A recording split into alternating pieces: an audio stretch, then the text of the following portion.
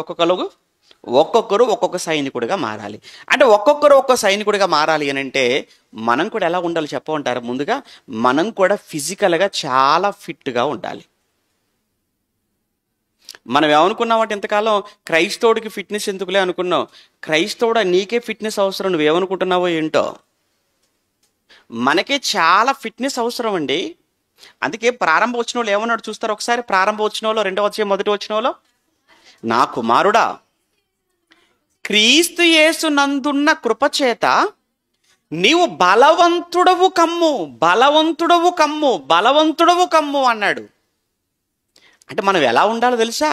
చాలా బలంగా ఉండాలి, చాలా ఫిట్నెస్తో ఉండాలి. విచిత్రం ఏంటంటే ఈరోజు క్రైస్తవులను చూస్తుంటానండి. ఈరోజు మీరు కూడా ఒకసారి ఆలోచించుకోండి, ఫిజికల్గా ఎలా ఉన్నారో. ఎప్పుడు కూడా మాడిపోయిన ముఖాలు వేసుకొని, 1, 2 ప్రపంచంలో అసలు ఎవరికి లేని సమస్యలు వాళ్ళకే ఉన్నట్టు, ఇది 2, 3 ఎప్పుడు హాస్పిటళ్ళు, టెస్టులు, రోగాలు ఇవే. చాలామంది అలానే ఉంటారు. అలా ఉంటున్నారు అని అంటే మీరు సైనికులుగా మీరు ఎలా దేవుని కోసం పనిచేస్తారు చెప్పండి? ఇప్పుడు మనల్ని సైనికులతో పోల్చాడు. మనం సైనికుడిగా మారాలి అని అంటే సైనికుడు ఎలా ఉండాలి?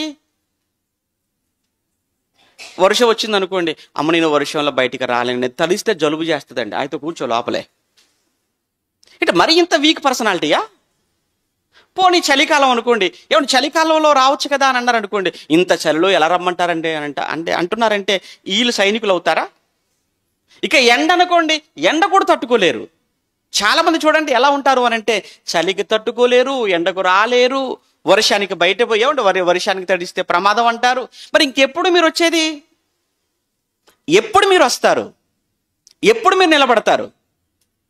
అందుకే చెప్తున్నాడు, మీరు నాయన నా కుమారుడా క్రీస్తు యేసునందున్న కృపచేత నీవు బలవంతుడవు కమ్ము. ప్రతి క్రైస్తవుడు కూడా సైనికుడుగా మారాలి అని అంటే ఖచ్చితంగా బలవంతుడుగా ఉండాలి.